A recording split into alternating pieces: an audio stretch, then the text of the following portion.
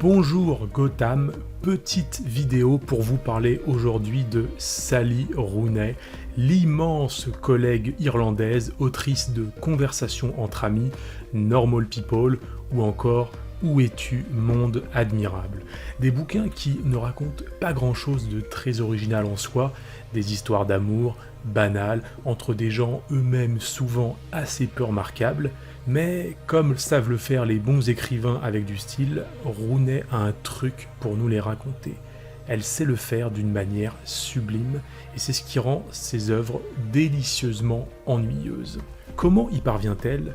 C'est là-dessus qu'on va se pencher aujourd'hui.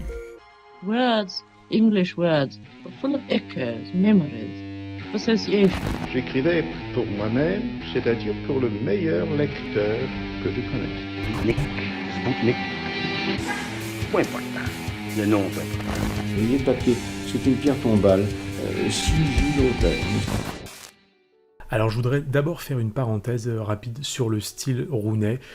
Sally Rooney qui je trouve a une prose très fluide et facile à lire, souvent composée de phrases assez courtes, sans grande fantaisie au niveau des tournures ou du vocabulaire, une prose très égale et cadencée donc, qui personnellement me fait parfois un peu penser à une sorte de mosaïque, vous savez, avec comme ça ces faïences impeccablement collées sur la page, ou sur le mur en l'occurrence. Si l'on ajoute à cela le fait qu'elle n'utilise pas de ponctuation traditionnelle, par exemple, pour marquer ses dialogues, chez elle il n'y a jamais vous savez, de tiret, de quadratin pour marquer le début d'un dialogue, ou de guillemets ou quoi que ce soit, ça crée une impression de clarté en termes de structure, et ça aide le lecteur à se mettre dans son rythme, à se mettre au diapason de ses intrigues et ses persos, en plus de contribuer, je trouve, à cette impression de monotonie et donc de normalité que Rooney aime justement sous-tendre dans ses œuvres. Mais au-delà de cette apparente simplicité, il y a chez elle un rythme, une narration bien particulière et très efficace que j'ai mis pas mal de temps à définir. En fait, je me demandais souvent, quand je la lisais, pourquoi il m'était aussi difficile de poser un de ses livres, après que j'ai commencé à le lire, alors que, en fait, il se passe jamais grand-chose de très original ou de passionnant, quand on y réfléchit bien. Et donc cette impression, elle a perduré jusqu'à ce que je me décide enfin à mettre un peu les mains sous le capot pour comprendre son secret, parce que Sally Rooney a vraiment un secret, cette capacité qu'elle a à nous exposer des situations de personnages de manière originale en conservant sans cesse notre attention.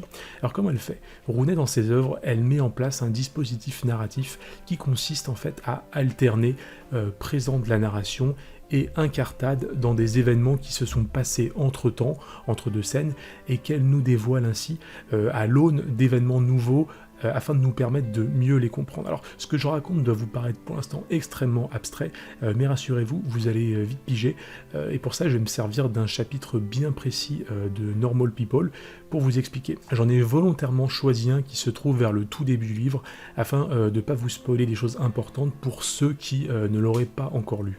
Alors, très rapidement, pour vous reposer le roman en quelques lignes, Normal People raconte l'histoire de deux lycéens, Marianne et Connell.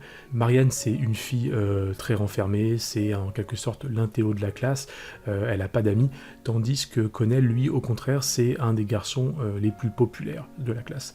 Sauf que, mystère de l'amour, ils vont entamer tous les deux une relation secrète. Une relation que Connell ne souhaite pas rendre publique par crainte de la réaction de ses camarades de classe. Le chapitre que je vais vous analyser prend place juste après que Marianne, en se rendant à une soirée de personnes de sa classe, se soit faite un peu maltraitée par un garçon sous les yeux du reste de ses camarades.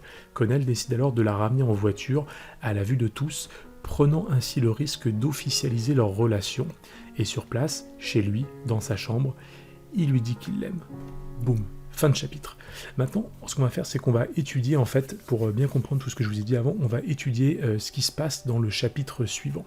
Et comment Sally Rooney parvient à entretenir notre intérêt pour ces personnages et ce qui va leur arriver en jouant avec ces trois questions que le lecteur manque évidemment pas de se poser à la fin du chapitre. Petit 1, comment la relation entre Connell et Marianne va-t-elle évoluer maintenant? Petit 2, comment les camarades d'école vont réagir au fait que Connell, le garçon populaire, a ramené en voiture Marianne, la fille impopulaire?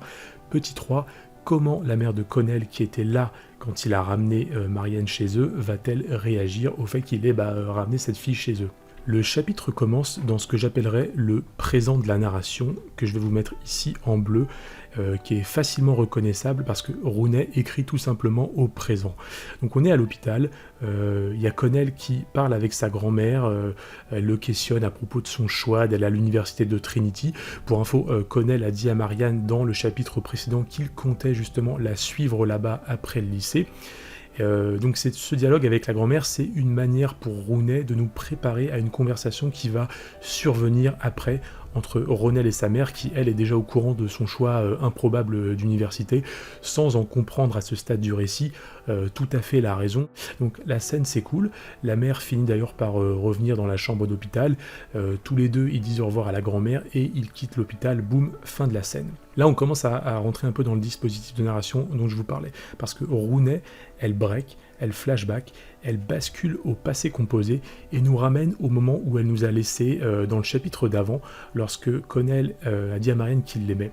C'est là que Rooney, elle va tempérer un peu en mettant le doute sur la sincérité de Connell et en nous racontant une chose qu'elle nous avait pas dite avant, au moment où c'était justement le présent de la narration. Et ce qu'elle nous révèle, c'est que après qu'il lui ait dit qu'il l'aimait, Marianne a répondu la même chose, mais avec une sorte d'hésitation qui a créé une gêne entre eux. Boum. Là, Rooney, elle break à nouveau en nous racontant ce qui s'est passé le lendemain, justement de cette scène, lorsque Marianne quitte la maison sous les yeux de la mère de Connell. Tout de suite, évidemment, sa mère commence à se moquer un peu de lui de manière amusée, elle le cuisine un peu pour savoir si c'est sa petite amie, ce que Connell refuse d'avouer.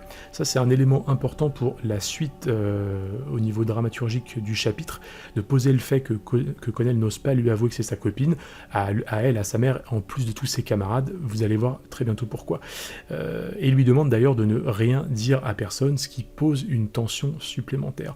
Boum, Rooney break à nouveau et elle nous amène donc au lendemain donc de cette scène, lorsque Connell se rend au lycée, où bien évidemment nous lecteurs on se demande ce qui va se passer, on va enfin savoir comment ses camarades ont réagi au fait qu'il a ramené Marianne chez lui.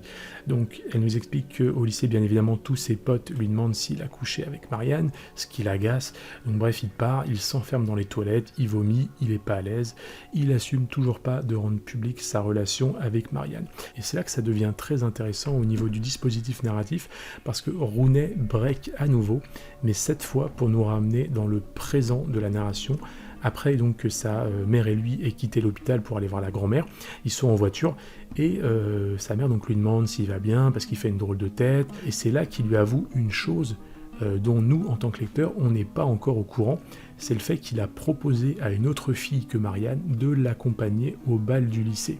Boum. Donc là, Rooney, elle fait ici une sorte de parenthèse pour nous raconter cette scène très courte qu'elle a volontairement occultée afin de nous surprendre au moment où Connell l'avouerait à sa mère, puisque donc maintenant on sait à ce stade du récit, sa mère sait qu'il est en couple avec Marianne, et donc nous évidemment, lecteurs, la question qu'on se pose aussitôt, c'est comment est-ce qu'elle va réagir ? Et donc après une scène de tension, la mère explose, elle est furieuse que son fils se comporte mal avec Marianne et quitte la voiture pour rentrer à pied. Boum, fin de chapitre. Rooney a obtenu tout ce qu'elle voulait, faire progresser son histoire tout en nous surprenant.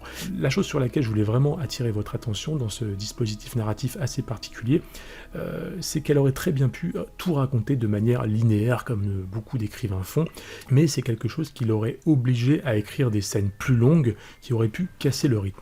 Au lieu de ça, elle renouvelle sans cesse notre intérêt, vous savez, un peu comme dans les séries télé façon Game of Thrones, où on saute comme ça tout le temps d'un perso à l'autre pour nous maintenir en haleine.